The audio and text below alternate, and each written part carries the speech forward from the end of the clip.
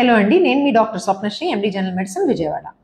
Covid తర్వాత vertigo అనే topic బాగా కామన్ అయిపోయింది.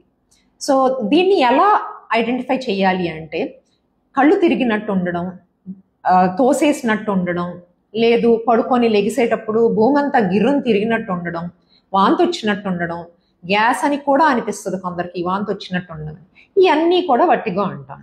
సో వర్టిగోకి రకరకాల కారణాలు ఉంటాయి. బ్రెయిన్ ఎంత అందంగా తయారు చేశాడంటే దేవుడు, మన చెవులో ఒక బ్యాలెన్స్ ఆపరేటస్ ఉంటుంది. దాని నుంచి బ్రెయిన్కి సిగ్నల్ వెళ్ళడానికి ఒక నరం ఉంటుంది. బ్రెయిన్లో ఒక స్పాట్లో సిగ్నల్ వెళ్తుంది. కాళ్ళ నుంచి నరాలు కూడా బ్రెయిన్కి ఒక సిగ్నల్ వెళ్తాయి.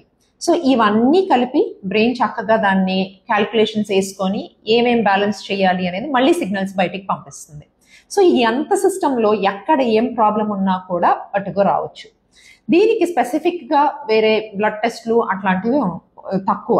సో ఏంటంటే, ఫస్ట్ మనం డాక్టర్ దగ్గరికి వెళ్ళినప్పుడు కొన్ని ప్రశ్నలు అడుగుతారు. చెవులో వినికిడి బాగుందా, గుయ్యం శబ్దాలు వస్తున్నాయా, కాళ్ళలో తిమ్మిర్లు ఉన్నాయా, ఇట్లాంటివన్నీ మీరు అబ్జర్వ్ చేసుకొని వెళ్ళాలి. సో వెళ్ళినప్పుడు ఇవన్నీ చూసి చెవుకి బ్యాలెన్స్ ఆపరేటర్స్కి ఒక పరీక్ష ఉంటుంది. ఆ పరీక్ష చేసి ఎక్కడ ఏ లెవెల్లో ప్రాబ్లం ఉందని ఐడెంటిఫై చేస్తాం. తర్వాత దీనికి కొన్ని రకాల టెస్టులు రాయొచ్చు.